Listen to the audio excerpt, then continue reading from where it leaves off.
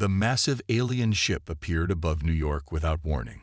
Its sleek, silver hull stretched for miles across the sky, casting a shadow over the bustling city below. Admiral David Foster stood at the United Nations building's observation deck, his weathered hands gripping the railing as he watched the scene unfold. "They're broadcasting on all frequencies, sir," his aide reported, holding out a tablet. The message was simple: "We come in peace. We are the Galactic Council." Within hours, Emma Collins found herself sitting across from beings that looked almost like tall, blue-skinned humans.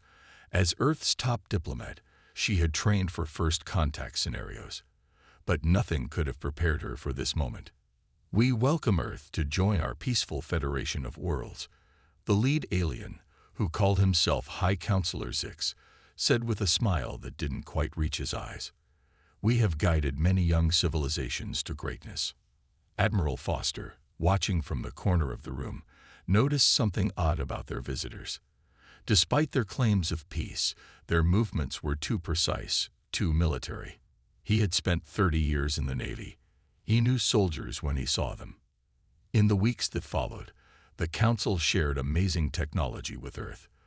They helped cure several diseases and showed humans how to build better spacecraft. But deep in the Pentagon's cybersecurity division, Jack Wilson wasn't celebrating. "Admiral, you need to see this," Jack said late one night, his computer screen filled with strange symbols. "I've been analyzing their communications.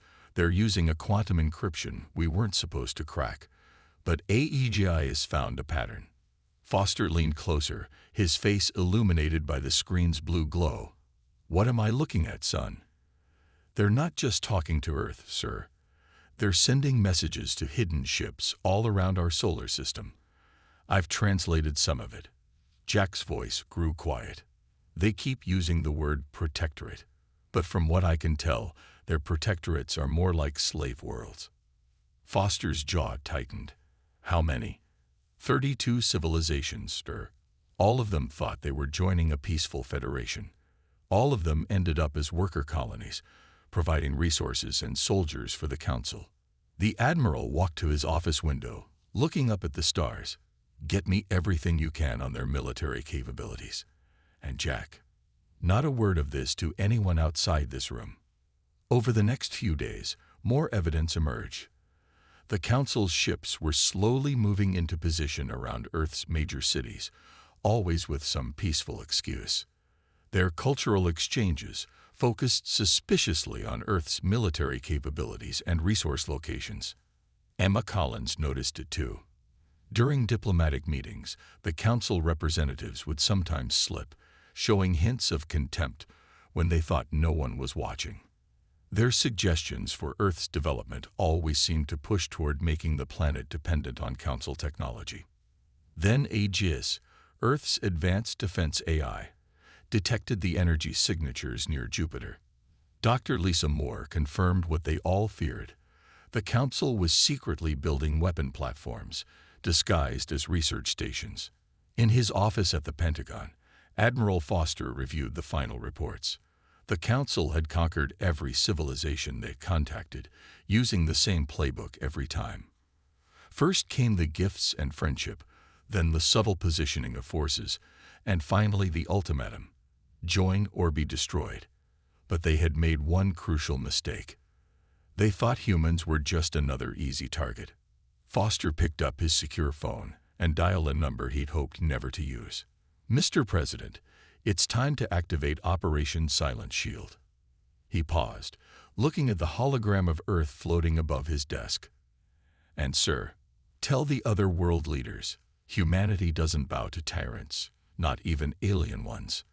As he ended the call, Foster knew that the greatest test in human history was about to begin. But unlike the Council's other victims, Earth had seen through the deception in time. Now, while the Council thought they were dealing with naive primitives, humanity's war machine was quietly awakening. In orbit, hidden beneath stealth fields that even the Council couldn't detect, Earth's real fleet waited.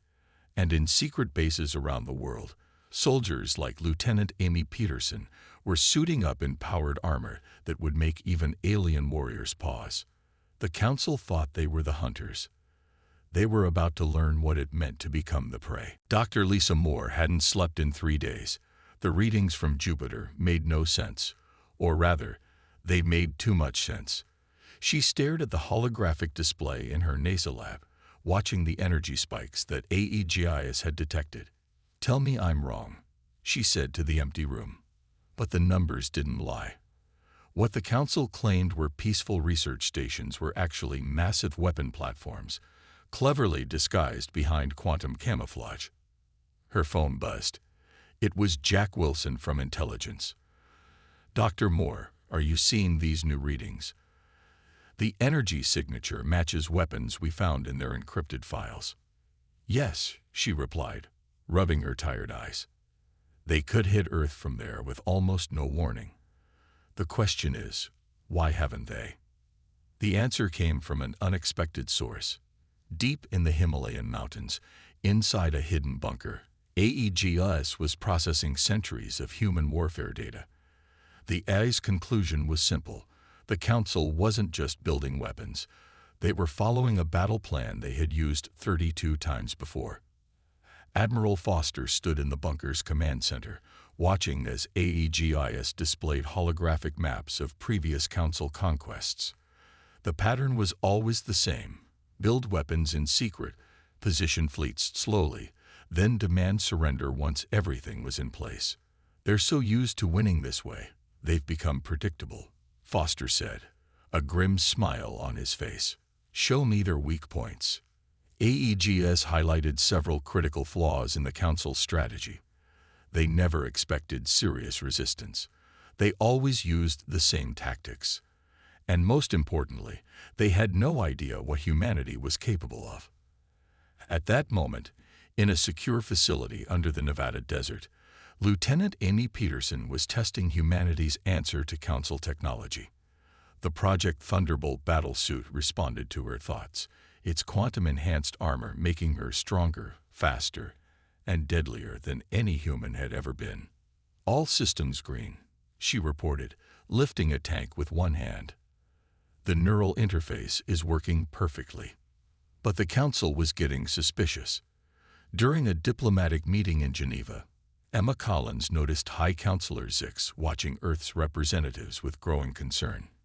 "Your people seem unusually calm about joining the galactic community," Zix said, his blue skin shifting color slightly. Emma smiled pleasantly, years of diplomatic training hiding her true thoughts. "We're just eager to learn from our new friends," she replied, knowing that every word was being broadcast to hidden Council ships. Meanwhile, deep in the Pacific Ocean, Captain Robert Chen was overseeing the final preparations of Earth's hidden fleet. Submarines converted into spacecraft waited silently, their crews ready. Advanced stealth systems, developed in secret long before the Council arrived, kept them invisible. "Status report," Chen ordered. "All vessels ready, sir. Nuclear and antimatter drives are hot. Crews are in position. We can launch on your command." In orbit, the Council ships continued their slow encirclement of Earth, unaware that humans had broken their quantum encryption weeks ago. Jack Wilson listened to their communications, tracking their movements. "They're following the exact same pattern as the Centauri conquest," he told Admiral Foster during their secure briefing. "According to the files we decrypted, they'll have their weapon platforms fully operational in 72 hours. Foster nodded, looking at the tactical display.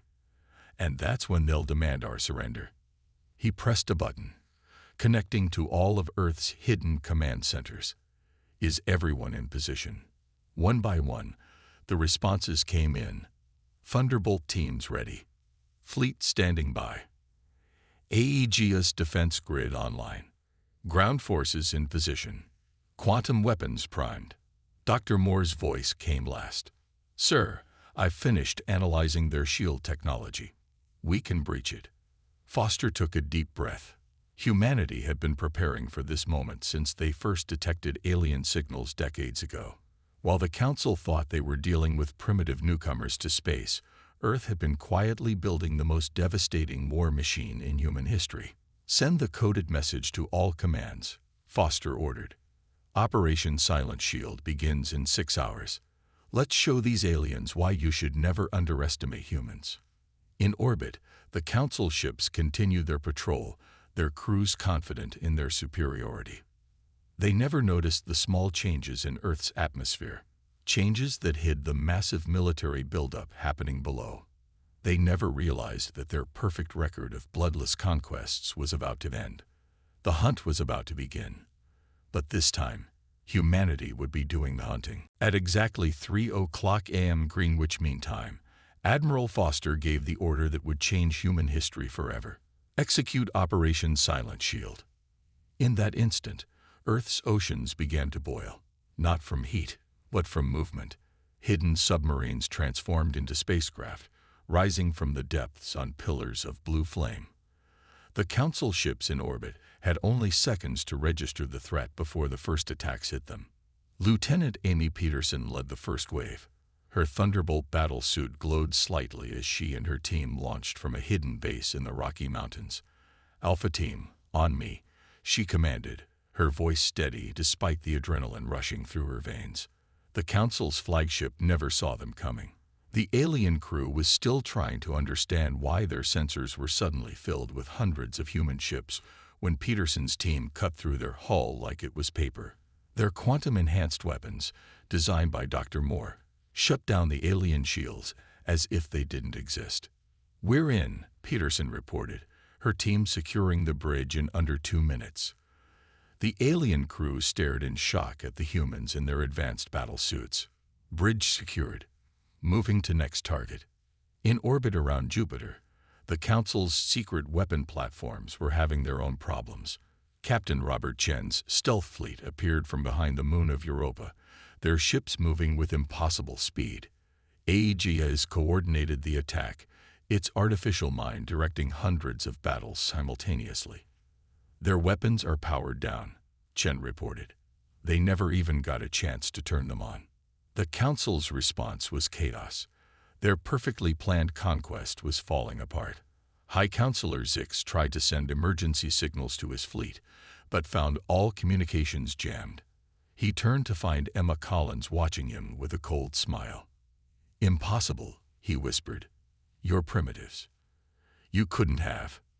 "Primitives." Emma raised an eyebrow.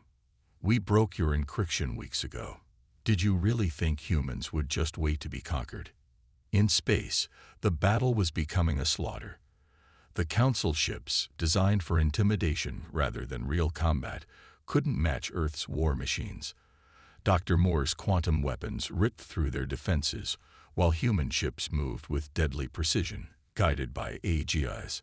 Jack Wilson coordinated the electronic warfare from his bunker. "Their whole command network is collapsing," he reported. "They've never faced an AI like AEGIS before. It's predicting their moves before they make them." The Council's mighty armada, which had conquered 32 civilizations, was being torn apart by ships that had emerged from Earth's oceans. Their weapon platforms around Jupiter, meant to force Earth's surrender, were now floating debris fields. Peterson's team moved from ship to ship, their Thunderbolt suits making them unstoppable. Inside their quantum-enhanced armor, they were stronger, faster, and more deadly than any Council soldier. "These aliens don't even know how to fight in close combat," she reported after securing her 5th vessel. Admiral Foster watched from the command center as AEGIS displayed the battle in real time. Green dots representing Earth ships moved with perfect coordination, while red dots showing Council vessels winked out one after another. "Status report," he ordered. The responses came quickly. "Sol system outer defenses secured. Jupiter stations neutralized. Mars orbit cleared. Venus sector under control. Lunar space secured." In just 3 hours, humanity had destroyed or captured over 80% of the Council's fleet. The remaining alien ships were retreating in panic, their crews unable to understand how their perfect plan had failed so completely. In the United Nations building, Emma Collins watched as High Counselor Zix and his diplomats were taken into custody. "You should have done more research," she told him. "Humans have been fighting wars for our entire history. Did you really think we wouldn't be ready for you? The sun rose over Earth to reveal a very different solar system. The Council's invasion fleet was gone, replaced by the victorious ships of humanity's hidden forces. In just one night, humans had done what no other species had managed in thousands of years. They had broken the Council's power. Admiral Foster looked at the final battle reports with satisfaction. "Send word to all commands," he ordered. "Phase 1 is complete. Prepare for Phase 2. Because this was just the beginning. Now that humanity had revealed its true strength, it was time to free those 32 enslaved civilizations. The Council's long reign of terror was about to end, and a new power was rising. Earth was going to war. 5 days after humanity's surprise attack, the Council showed why they had ruled the galaxy for so long. Their main battle fleet, 10 times larger than the invasion force, appeared at the edge of the solar system. Admiral Foster stood in the command center, watching the massive enemy fleet on Aegis' display. "How many ships?" he asked quietly. "Over 3,000, sir," Jack Wilson reported, his face pale. They'd stripped their defenses from 20 sectors to gather this fleet. The Council ships were different from the ones Earth had faced before. These were real warships, not the peacekeeping vessels they had destroyed earlier. Their hulls were black, covered in weapons, and they moved with deadly purpose. Captain Robert Chen's voice crackled over the command channel. "They're splitting into 3 attack groups. Looks like they're targeting Earth, Mars, and our Jupiter positions." The Council's message was brief. "Surrender now, or be destroyed." Admiral Foster's reply was even shorter. "No." The battle that followed would be remembered for centuries. The Council fleet approached in perfect formation, expecting an easy victory. Instead, they found themselves fighting ghosts. Earth's ships seemed to be everywhere and nowhere. Aegis coordinated the defense, using tactics no organic mind could match. When the Council ships fired their weapons, human vessels vanished like smoke. When they tried to advance, they found their formations broken by attacks from impossible angles. In her Thunderbolt suit, Lieutenant Peterson led hit-and-run attacks on the largest Council ships. "They hate close combat," she reported as her team disabled another enemy vessel. "Their crews panic when we get inside their ships." But the Council's numbers began to tell. A massive strike broke through Earth's defenses around Mars. The colony there, home to 10,000 people, had only minutes to evacuate. "Get those people out," Foster ordered. Emergency teleporters, reversed engineered from Council technology, flashed into action. The colonists vanished just as enemy weapons turned the Mars base to ash. Dr. Lisa Moore worked frantically in her lab, studying data from the battles. "Their new ships have better shields," she reported, "but every time they adapt, we learn more about their technology." The Council admiral, a tall figure with deep blue skin, appeared on Earth's communications. "Your resistance is impressive," he said, "but futile. We have conquered 32 worlds. You cannot hope to." His image vanished as Jack Wilson cut the transmission. "Sorry, sir," he told Foster, "but I've heard enough Council speeches." The battle raged for 3 days. Earth lost the Mars colony and several space stations, but for every human ship destroyed, 3 Council vessels fell. Aegis learned from every engagement, adapting faster than the Council could react. Captain Chen's fleet used Earth's gas mining stations as cover, appearing from Jupiter's storms to strike and vanish again. "They don't understand our tactics," he reported. "They keep trying to fight like it's an open space battle." On the 4th day, something changed. Dr. Moore's quantum sensors detected new energy patterns in the Council fleet. "They're powering up something big," she warned. The Council's new weapon was devastating. A beam of pure energy lashed out from their flagship, cutting through Earth's defenses like they weren't there. 3 human ships vanished instantly. But even this showed the difference between the two forces. While the Council celebrated their superweapon, Dr. Moore was already analyzing its energy signature. Aegis processed the data, finding weaknesses. Within hours, Earth's ships had new defensive measures. When the Council fired their weapon again, humanity was ready. The beam scattered harmlessly off the upgraded shields of Earth's fleet. Impossible. The Council Admiral raged. How did you adapt so quickly? Admiral Foster allowed himself a small smile. You've fought the same way for 1,000 years, he replied. Humans adapt. We evolve. We learn. And now, we've learned enough. He turned to his command staff. Launch Operation Prometheus. Show them what we've been building while they were focused on Mars. As the order went out, massive structures emerged from behind Saturn's rings, humanity's own superweapons, built in secret during the fighting. The Council Admiral had just enough time to realize his mistake before the sky lit up with new fire. The hunters were about to become the hunted once again. Operation Prometheus changed everything. As Major Stephen Wright watched from his command ship, the massive devices hidden behind Saturn's rings powered up. Years of secret work were about to pay off. All stations report ready, he said into his comm. Beginning Operation Prometheus. The machines were deceptively simple. They turned gas giants into weapons. The technology, developed by Dr. Moore's team, could compress hydrogen and shoot it at near-light speed. Saturn's rings glowed blue as the first shot fired. The Council fleet never stood a chance. The hydrogen stream cut through their ships like paper. In seconds, hundreds of their best warships were gone. By all the stars, the Council Admiral's voice shook as he watched his fleet die. What have you humans done? Admiral Foster's reply was calm. We turned your peaceful gas mining technology into a weapon. Humans are good at that, finding new ways to use things. But Operation Prometheus wasn't just about destroying ships. While the Council fleet scrambled to escape, Emma Collins put the next part of the plan into action. She broadcast a message to every enslaved species in Council space. People of the galaxy, she said, her voice translated into 32 languages. You've seen what humanity has done. The Council isn't invincible. Their fleet runs from our weapons. Rise up. Fight back. We will help you. The response was immediate. Across Council space, slave worlds erupted in rebellion. Species that had been conquered for centuries saw hope for the first time. In his war room, Admiral Foster watched as green lights appeared on the galactic map. Each light showed another world rising against the Council. How many?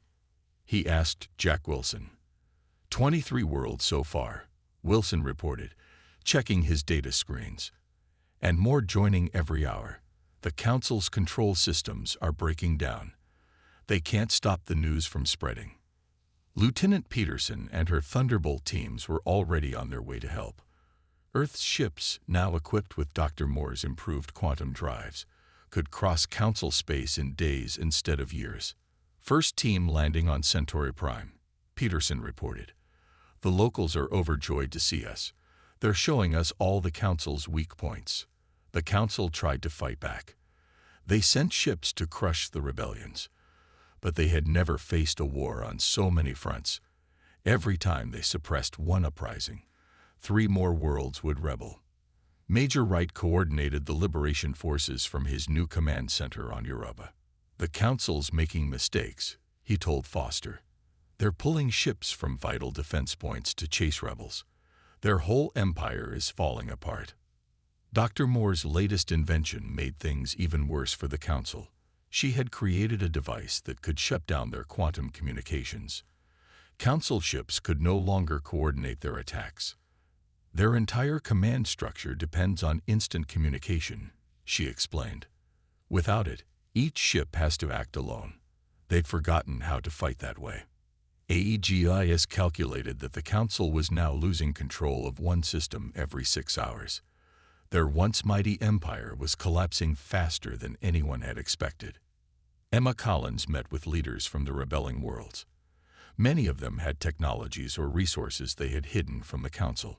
Now they shared everything with Earth, making humanity's war machine even stronger. The Council ruled through fear and technology, she told Foster. We're beating them with cooperation and innovation. The turning point came at Alpha Centauri. The Council gathered their remaining fleet for one massive battle. 3,000 ships against less than 500 human vessels. Major Wright led the defense. He had new weapons now, gifts from grateful freed worlds. His ships carried technology from a dozen species, all improved by human innovation. Begin the attack, he ordered. Show them what happens when the galaxy unites against tyrants. The battle lasted less than an hour. The Council's fleet, once the terror of the galaxy, broke apart under the combined assault. Human Thunderbolt teams, alien energy weapons, and Dr. Moore's quantum disruptors proved unstoppable. As the last Council ship fled, Admiral Foster sent a new message to Earth. Phase 3 complete. Begin final assault preparations. The war wasn't over. The Council still held their home systems, protected by defenses built over thousands of years. But now, humanity wasn't fighting alone. The galaxy itself had risen against its oppressors. The Council's days were numbered. The Council's main palace on their homeworld was no longer a place of confidence and power. High Counselor Zix, recently freed in a prisoner exchange, faced the angry faces of his fellow council members. How did we lose control so quickly? One demanded. They were primitives. Before Zix could answer, a new alarm sounded. On their screens, they watched as another sector fell to the combined human-alien fleet. Admiral Foster had done something the Council thought impossible. He had united their former slaves into a fighting force. The Centaurians brought their stealth technology. The Rigelians shared their energy weapons. The Proxima worlds added their battle stations. And humans showed them all how to use these tools in ways nobody had imagined. Fleet report. Foster called out from his new flagship, a massive vessel built with technology from 7 different species. Captain Robert Chen, now commanding the combined fleet's left wing, responded first. The Andromeda sector is clear, sir. Council forces are retreating to their core worlds. Dr. Moore's latest invention had changed the game again. She had found a way to combine human AI technology with alien quantum systems. The result was a new version of AEGIS that could control ships across entire sectors of space. Their defense grid is falling apart, Jack Wilson reported, watching from his enhanced command center. They never designed it to fight an enemy that could think faster than light. Lieutenant Peterson and her Thunderbolt teams were now training alien soldiers. The sight of her team's battle suits had inspired their allies. Soon, warriors from a dozen species wore modified versions of human combat gear. They learned quickly, Peterson reported after a training session, especially the Arcturians. Turns out 6 arms are really useful in our battle suits. On the diplomatic front, Emma Collins worked to keep the alliance strong. Species that had hated each other for centuries now fought side by side. The Council had kept them divided for thousands of years. Humanity showed them how to work together. Another 3 species have joined us, she told Foster during their daily briefing. The Council's empire is now officially smaller than our alliance. The Council tried to fight back with propaganda. They broadcast messages calling humans dangerous savages who would destroy galactic civilization. Their words fell flat as more worlds saw the truth. Humans weren't destroyers, they were liberators. Major Wright led a bold attack on a Council shipyard, his fleet now including ships from 15 different species. The Council commanders were confused by his tactics. Every time they thought they had figured out human strategy, it changed. That's the point, Wright explained to his alien allies. Never do what the enemy expects. Never fight the same way twice. The Council's mighty industrial base, built on slave labor, collapsed as world after world joined the human alliance. Dr. Moore worked with alien scientists to transform Council weapons factories into shipyards for the rebellion. The Council used fear to keep everyone in line, she explained while showing alien engineers how to improve their technology. We're using cooperation and shared knowledge. That's why we're winning. AEGIS detected a massive energy surge from the Council homeworld. They were building something big. a last-ditch superweapon to try to turn the tide. But this time, the Council's secret weapon never fired. Saboteurs from 3 different species, trained by Peterson's teams, snuck in and disabled it. The Council had forgotten that their own servants knew their weaknesses best. Admiral Foster stood on his bridge, looking at a map of Council space. Their mighty empire, which had ruled the galaxy for over 1,000 years, was now reduced to just 40 systems. "Begin final approach," he ordered. "All fleets, move into position." The combined fleet was a sight that would be remembered for generations. Ships of every size and design, from 100 different worlds, moved as one. Human eye coordinated their movements, while alien technology powered their weapons.